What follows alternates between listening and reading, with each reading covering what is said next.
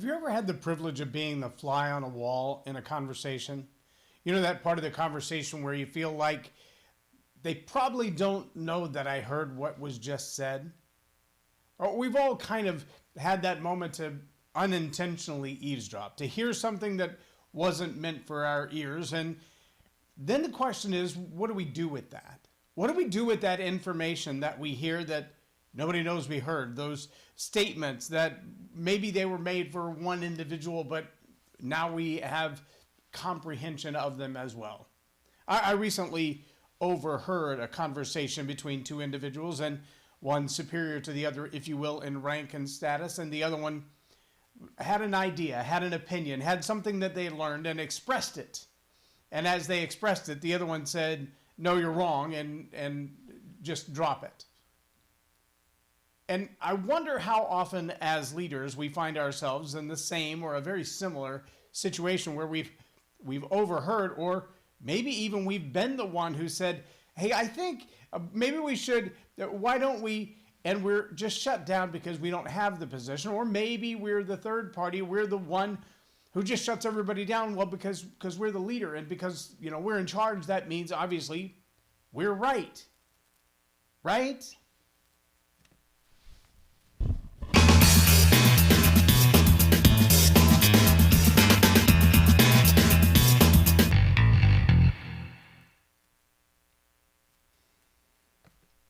I'm J Loren Norris with Leading Leaders Podcast, and I think at some time in our lives we've all experienced probably at least one person who was a leader over us. Maybe it was a school teacher, maybe it was an employer, maybe it was the newly appointed shift supervisor who had all the power and control of your schedule, or at least who got to take a break next, or who got to go home next, or who got to stand and talk with the customer while everybody else had to get work done. Because, shift supervisors, they kind of have that authority in our lives. And sometimes they're younger than us, shift supervisors. Sometimes they don't have as much experience in the company as us. Sometimes they're people who got promoted because they are friends of somebody who does the promoting to make them a shift supervisor. You follow me? In some places we call that nepotism, and in other places we just call it fraternization, and in other places we just call it, unfair. But however that person got to the position where they can control your schedule or your break times or your lunch times or who you chat with or how often you need to remop the same floor you've already mopped 5 times, that person often has a worldview that they're in charge of everything, even when they don't know what they're talking about. Now, maybe you've been in a place where you feel like you're being told what to do by somebody who shouldn't have the right to tell you what to do. They don't have the same education as you. They don't have the same experience as you. They don't have the same knowledge as you. They haven't studied the kinds of things the ways that you've studied them.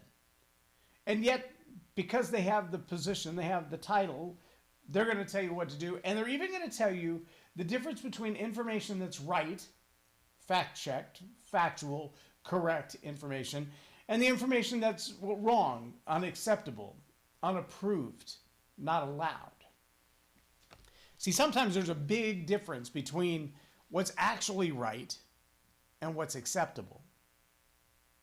Let that settle in for a moment. If you've been in leadership more than 15 minutes, you know that it's true, that there are some things that are just, they will not be tolerated. I don't care how accurate they are. I don't care how true they are.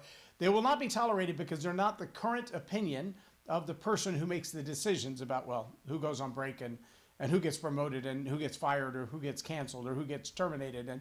And the challenge with that is leaders, influencers, people in charge often feel like just because I have that title, I get to decide what's right. I get to decide what gets heard. I get to decide which opinions will be valued and held in high esteem and which ones will be squashed and ignored. And I want to challenge you, if you're a leader, learn to listen. Learn to listen closely to the people around you, the people that you serve. I know that sounds weird, but if you're a good leader, you're a servant leader, and The people that you serve in leadership are the ones that you help them to get it right. You help them to move forward in their life. You add value to them by training them and raising them up and giving them opportunity and opening doors for them and empowering them, handing off authority to them. These are the ways that good leaders raise up leaders, not by squashing their ideas or telling them their ideas are not valid. Now, there's a lot of the other going on. There's a whole lot of the squashing of ideas, a whole lot of people saying, well, I don't like the way you think, and therefore you'll just be muzzled, you'll be silenced.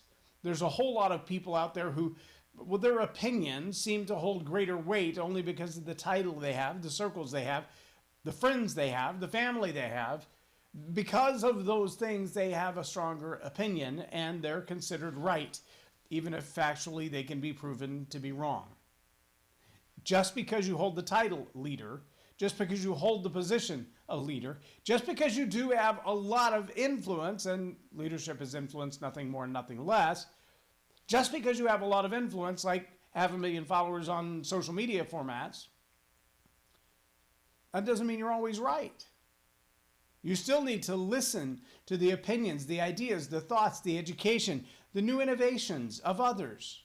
Imagine if the world had been so right with the people who were leading when the discovery was made or the postulation was made that the world might be, well, spherical.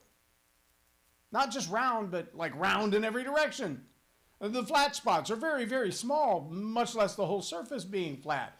It's a really big deal that we have a round Earth and not a cubular or triangular or pyramid-shaped Earth.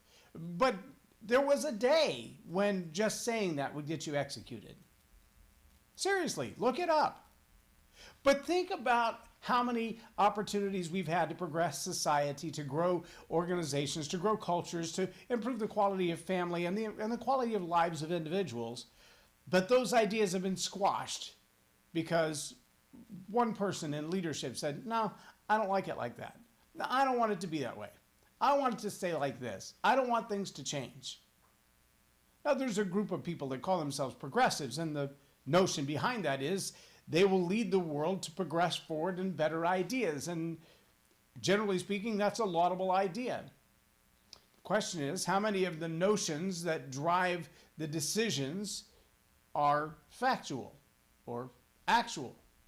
Again, just because you're in leadership, just because you have the role, you have the influence, you have the authority at the moment, doesn't mean that everything you say is instantly true.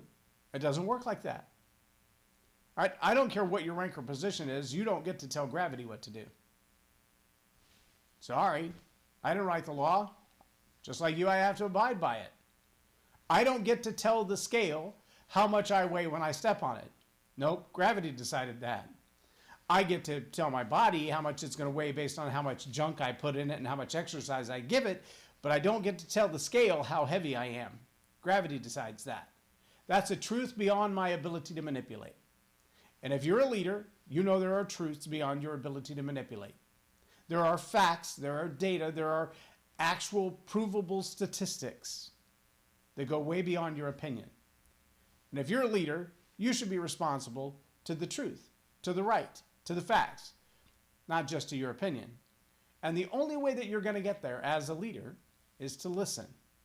Sure, sometimes you'll listen to people that you serve, people who you might consider under you, people on your team, and you're going to find out there's nothing in that conversation but a whole lot of hot air. But there's also going to be times that you're going to stop and go, that might actually be a great idea to save time, to save money, to improve the quality of lives, and that's what I'm investing my time as a leader in. So let's try your idea. Let's see what happens. There's a great book. Can't remember the author, but it's called It's Your Ship. It's a great philosophy that basically says, I'm going to give you the power to make a decision. And if your decision screws things up, you take the blame. And if your decision makes life better for tens of thousands of people, you get all the credit. That's a strong leadership position. And you better be able to trust your team and the training you've given them if you're going to take that position. But that is also a position that knows that just because you have the title leader doesn't mean you're right every time. My challenge for you today is to ask yourself, how often have I thought to myself, I have the title, therefore I'm right, I'm not listening to anybody else. You might need to listen to some dissenting ideas in order to improve the quality of your own life. I'm J Loren Norris with Leading Leaders Podcast for Tell It Like It Is TV. Have a blessed day.